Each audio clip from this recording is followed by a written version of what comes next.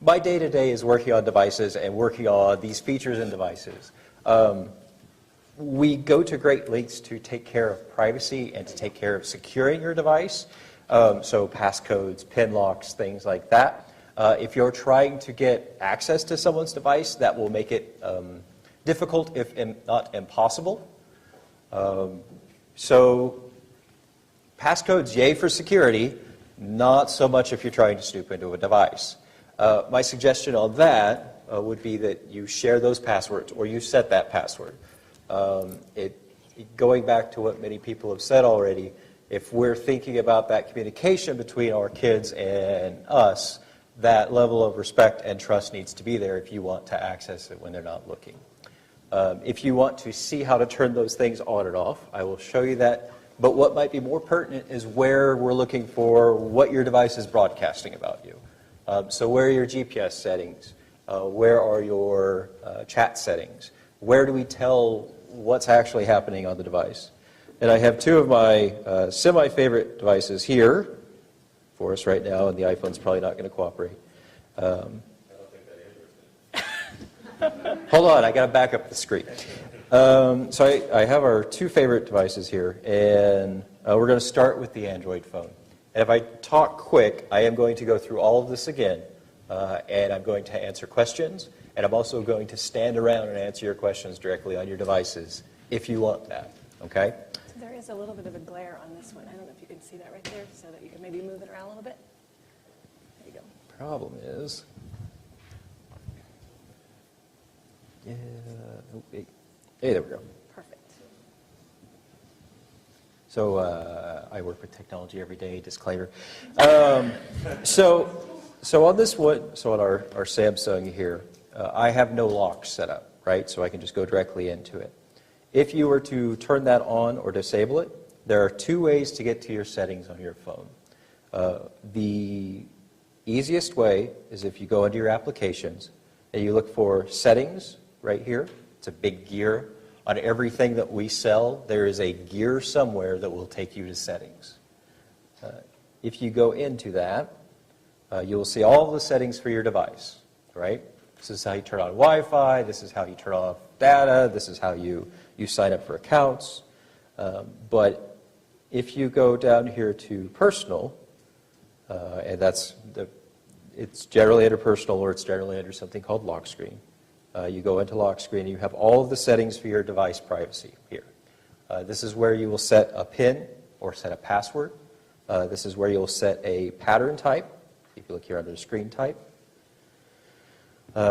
You can do fingerprint authentication with this, which would actually work out very well, because once you can have multiple fingerprints authenticate to the device.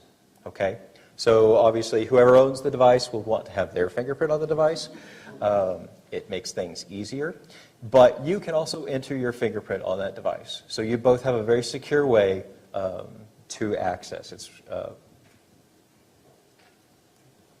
depending upon who you talk to, it's really, really secure. We're talking to you, so it's secure. It's secure. Yeah, there you go. It's secure unless you're the FBI. They can do anything. Let's see. So back at our main settings page, another important thing to look at is, where did it go? Privacy and safety on this one. Okay. So in privacy and safety, there is something of particular interest here. See this location setting here? These are all the apps that have made a call to the device to get a GPS location. And I have this particular one set really, really definite. So when this says GPS, Wi-Fi, and mobile networks, that means I'm using all three networks to tell you where I am. The accuracy to this is about where that monitor is in front of me. It's pretty good. It's not as good as a dedicated GPS device, but still really good. To manage that, if you go into it and back this up to Wi-Fi and mobile networks, which will be accurate to about 500 feet, GPS only, which is accurate to about 10 or 20 feet. These are our other ways to manage this. You can also just shut it off completely. I'm going to come back to GPS because there are some useful things that you can do with it. Like, so here we would shut this off, right, if we wanted to. This particular phone has a really neat feature called SOS. So if I turn on SOS, whenever I press the power key 3 times in a row, like it's showing here on screen, this will broadcast a help message. So it will send it to you or whoever the designated people are and give you the GPS coordinates of the device, right? Helpful, doesn't work if GPS isn't on. So with everything, there's a balance. Yes, ma'am? How did you get into that SOS message? So SOS is underneath privacy and safety. And we'll go through this again toward the end too. Yeah, Yes. just feel free to ask questions too, but I want you to know we will go through it again. This particular feature is only on Samsung phones, Galaxy 5 and 6, also the Notes. Probably one of the more important things to look at when you're looking at this is if you go back and find your applications, which you can get to through your settings. You can get to them through a button here. I'll show you in just a second. But inside your applications, you see everything that's on the device. And this is broken into 2 categories. Stuff that we want you to, or the stuff that's kind of high level and the OEM wants you to know about, and then everything that is on the device. So these are all the applications which some are specific things that no one will ever access, like how you activate to the network. Others are things that you have public access to, like App Pass. My particular favorite at the very, very bottom, please don't get seasick while looking at me scroll in a big hurry, is Strava. Does anybody here cycle? Ride a bike anywhere? No? What Strava does, it is a poor man's GPS, right? So it allows me to track my behavior. I can ride a bike, it tells me how far I went, it told me if I'm faster than my friends. It does this through GPS. Now, the side effect to this is that other people know where I start and stop from, right? So I start and stop from home. So other people can now start pinpointing where I start that ride from. Strava has understood this, and they put in a feature to kind of block that. So you don't really start from home, you start like a block or 2 away. You're still kind of generally starting in the same area. It's something to think about. But inside this, this is a great example right here, are your app permissions. So these are all the things that this application will do. These are all the things that every app has to disclose to Google, every app has to disclose to Apple before they can put an app in the market. Okay? So top line, we are going to use your location. Approximate doesn't necessarily mean approximate. It's actually really tight. They're going to read my contacts to look for my friends. They're going to use the SD card to look for pictures or to save pictures that I might take, a variety of other things that happen here. In its original intent, there's a certain level of benignness here, right? These are things that it's a cool thing to do, it's a cool thing to participate in, but misused, you can get into trouble very quickly. The particular instance that they had where they brought in the vague I don't live here feature, people were watching Strava for when friends were going out, and they were breaking into their house and stealing their high-dollar bikes, right? I have cheap bikes for anybody listening.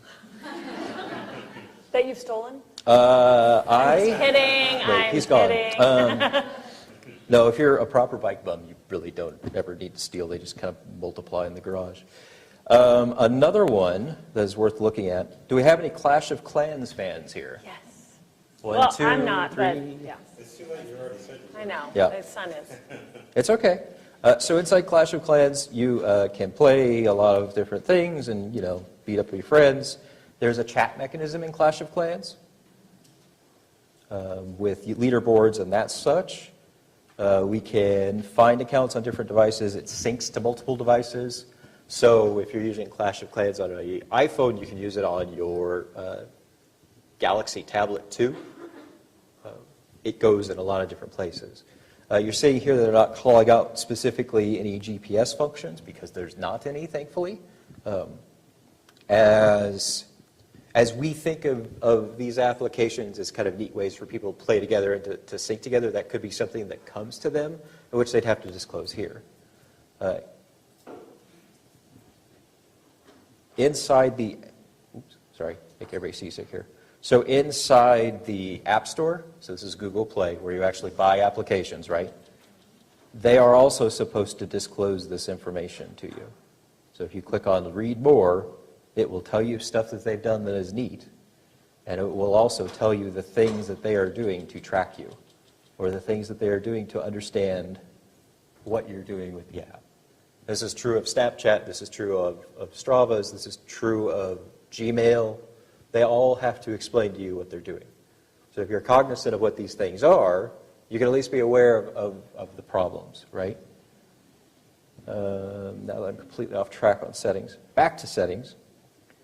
And that was the other way, I'm sorry. So there is another way to get to settings on these phones. If you pull down where your notifications live. Slide it down just a little bit. It's off the screen there. There you go. Okay. Thank you. I'm here for you. I appreciate that, really do. It would be nothing without you. So this is where your notifications live at the top of the device. And this is pretty consistent between all of the Androids right now. This little gear, the gear again, will take you to your settings, right? You want to do parental settings or the restrictions? On the tablets, there are parental settings, so parental controls, and also you can set up different user accounts like you would a computer. And in those, you can limit what people do. So I would be, let's say I'm the boss of the tablet, and I say that my two boys can only play games. They can't install games, they can't buy things. That's a feature of the tablets. With phones, we're assuming that it's basically your phone. It's somebody's phone. There are kid modes on them, but they're generally aimed at like 5-year-olds, right? They don't want you calling your boss or texting the president something awful, right? Those features kind of block those things out. They're less about using the device like a phone or like a tablet. Move over to my little fruity friend here. This one also does not have a lock screen on it. This one does have a fingerprint scanner, which you can use the same way. But inside this, sorry, and I'll zoom in here. So inside this guy, we have a gray settings icon again. And it looks, sorry for everybody that's getting seasick by my finger. So it's right here. And inside this are your basic settings. Privacy is where you want to go first of all. Inside privacy, we have a lot of things that are asking for your content here. So these are all applications that pertain to privacy or are asking something.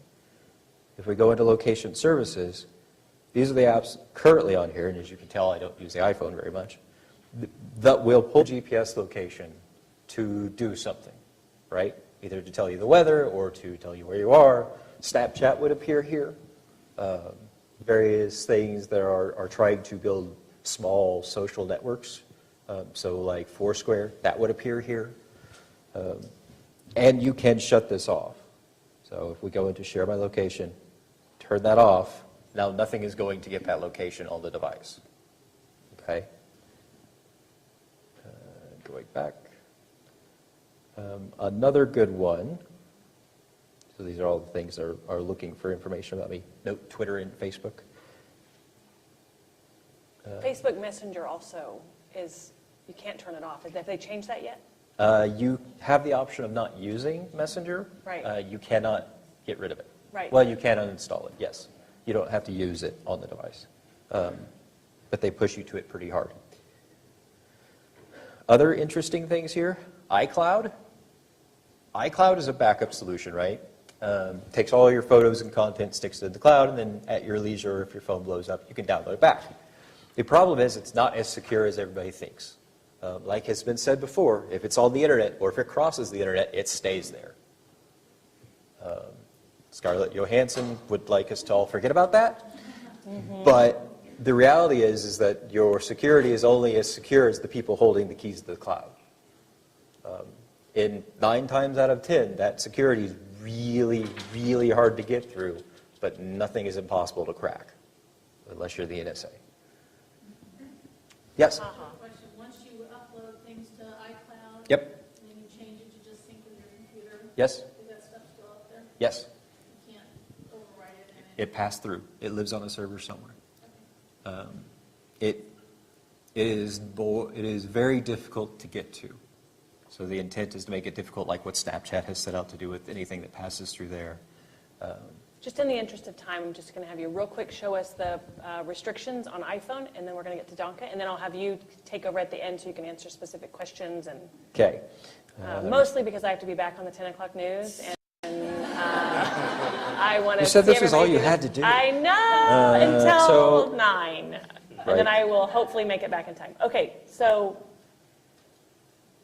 this is something, as he walks through this, that I just discovered a couple of months ago, that things come default with no restrictions. See, I So had I to wanted find it him too. to walk this through this. So under Inside Settings on your iPhone, under General, here towards the bottom a little bit is Restrictions.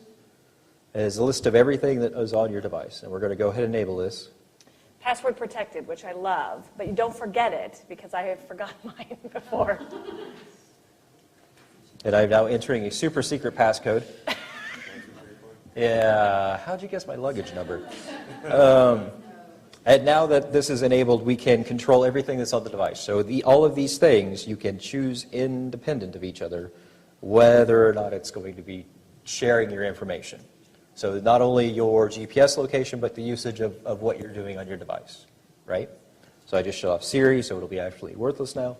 My camera, your camera does have the option of geotagging, meaning setting the location of all of your pictures. Helpful for family vacations, not so much if you're trying to hide the backyard. So, Which we've done stories on, being able to pull up any picture online, and we can go into it and tell you where it was taken, right down to the kid's bedroom. So that's something that's worth noting. that's true. So, And then the scrolling down part is where I got really excited when I saw what was down below with all of this. all of your fun things. So now So we everything's can, explicit. They search on Google, and they want to see a picture of, or my son likes Minecraft, and so he would go search for the Minecraft videos, Paul Suarez Jr., and anything at all could come up in its place. It wasn't restricted. so everything that's on this device, or everything that's making a call to share, is here. You can turn these off as you so choose. Again, Just restricting GPS? No, no, there's it's a- restricting hang on. information that the app is sharing. So or look at looking this for. right here. So explicit music and podcasts. If your kids search that without having set that, then watch what you can do. You can take that to where explicit is turned off, but this is the one I really like. So look at movies. I can set it that I don't want him to have access to anything over PG. Right? Or wherever. Maybe it's just G. Maybe you just want G. And sorry, you'll only be able to see G-rated movies from now on your phone. TV shows. This same is why thing. I set the passcode. So then look, TVY7. Now, my child on this device will not be able to accidentally pull up anything over a TVY7. Books, same thing. You can go through and do that for all. Siri, you can literally search Disney and spell it wrong, and porn will come up. It is, I don't know why people make that happen, but you can set it to where no explicit language comes up and no web search content comes up that is inappropriate for a young person. That is what I hoped all of you would walk through tonight on your phones. Right. So now you go ahead and quickly finish up your little part. Sorry. She's lovely, isn't she? So that's kind of each phone has its own nuances. These are all very common things to all of them. I'm going to go through this all again and take questions so we can poke and prod phones directly. I'm also going to get out of the way for the next lovely presenter. And So I'm Run going away. to advance her. Okay. Thank you. This was so helpful. thank you.